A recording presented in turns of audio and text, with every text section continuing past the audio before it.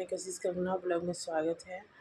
और अभी आज सैटरडे है और अभी 4 बजे हैं या 4 बजने वाले एग्जैक्ट घड़ी में नहीं देखी। बच्चा लोग बहुत ज़्यादा शोरगुल कर रखे हैं। मैं देखो ये वीडियो पूरा हो पाता है कि नहीं, कि मेरा बेटा आगे पीछे मॉनिटर कर रहा है। उसको ना थोड़ा सा होता है ना, थोड़ा सा नॉटी ज़्यादा है, हाइपर एक्टिविटी ज़्यादा है। मतलब बहुत ज़्यादा चीज़ों को ना, जैसे शांत रहोगे तो शांत रहेगा। अगर मैं उसको पता चल जाएगा कि मैं अगर सीरियस कैरेक्टर पे कुछ बात कर रही, टॉक कर रही हूँ या सैड सॉन्ग गा रही है, बस वहाँ पर आ जाएगा। अब मेरे को ऑटोमेटिक हंसी आ जाती है, वीडियो ख़राब हो जाता है। तो ऐसे कर रहा है। तो हाँ, तो गाइस टॉपिक को मैं ज़्यादा मैं खींच नहीं रही बात पर। आप लोग वही कहते हैं कि हम लोग कहते हैं कि बच्चे होना, जैसे बच्चे हो तो प्रॉब्लम, बच्चे हो ना हो तो प्रॉब्लम। हम माँ का दिल ही ऐसा होता है।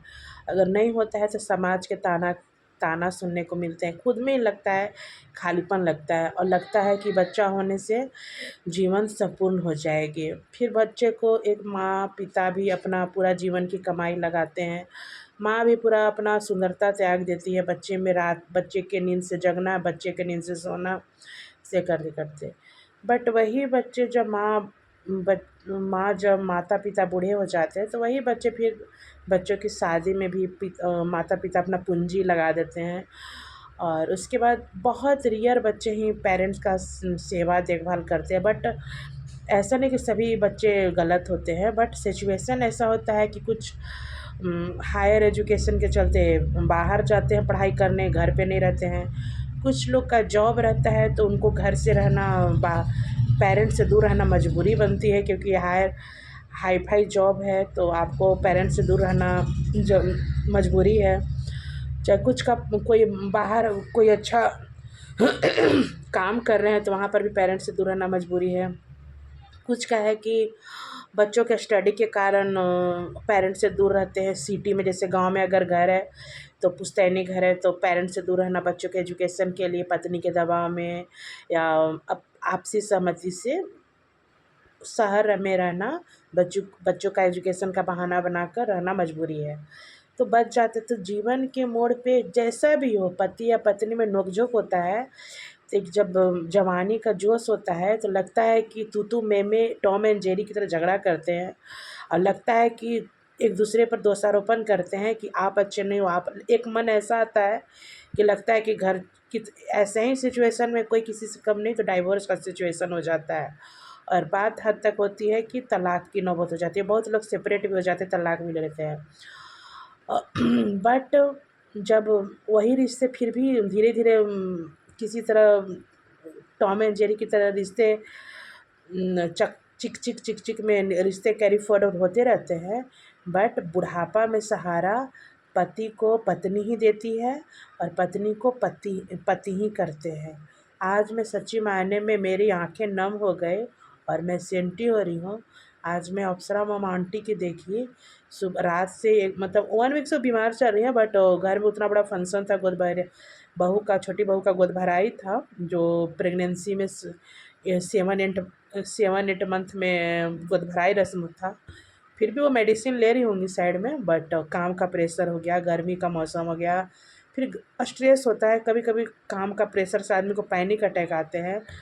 तो बहुत सारा प्रॉब्लम से बीपी अप डाउन भी होते रहते हैं। कभी लो बीपी होता है, कभी हाई बीपी। आप कुछ सोच लेते हो, कभी एकदम से हाई हो जाएगा, और कुछ सोच लेते हो एकदम से लो हो जाएगा। लो होने पर शरीर ठंडा हो जाता है, वीकनेस हो जाता है, और हाई होने पर एकदम चक्कर से आने लगते हैं। तो दोनों नुकसान है।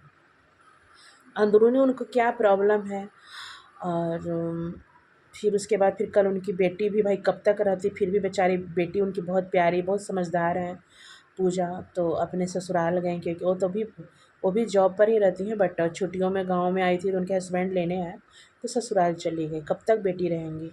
अब वो अप्सरा मैम आंटी को पता, एक तो बेटी का विदाई का होता है ना सेंटिमेंट, और कुछ स्ट्रेस ले ली होंगी। तो कल से वो स्ट्रेस लेके आज सुबह में देखी उनका वीडियो, अभी जस्ट फिर देखी कि कोई नहीं उनके साथ हॉस्पिटल गए मॉर्निंग में। अंकल जी ही उनको, जो अंकल जी का बहुत समझदार है, सुलझे हुए इंसान है, बहुत बहुत कम बोलते हैं, बहुत मैच्योर पीपल हैं। और अंकल जी ही उन्हें सहारा देकर हॉस्पिटल ले गए, वहाँ पे उन्हें हिम्मत दे रहे थे, साथ में इंजेक्शन वगैरह पड़ा। पता है, मैं इंजेक्शन देखी ना मेरा मन गनगना गया। आप लोग झूठ मत समझिए, उनको इंजेक्शन सही में लगा है, क्योंकि इंजेक्शन लगाने से में जो नीडल लगा देता है नस में, कि बार बार उसमें जो अगर 2-3 एक वैक्सीन के बजाय दो दो चार वैक्सीन का डोज होता है, तो उसमें परमानेंट नीडल फिट कर देता है और उसी में ढक्कन हटा हटा के देते रहता है सुई। तो लगा हुआ था उनको। आप लोग गलत मत कीजिए, मजाक मत बनाइए।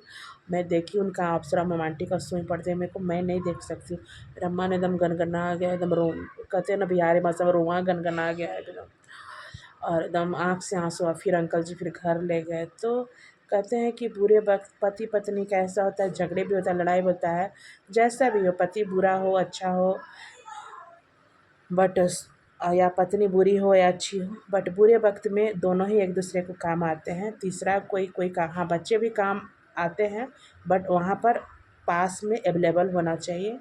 और बच्चे गलत नहीं हैं, इनके दोनों तीनों बच्चे समझदार हैं। हर हर किसी पेरेंट्स के गलत नहीं होते, सभी समझदार।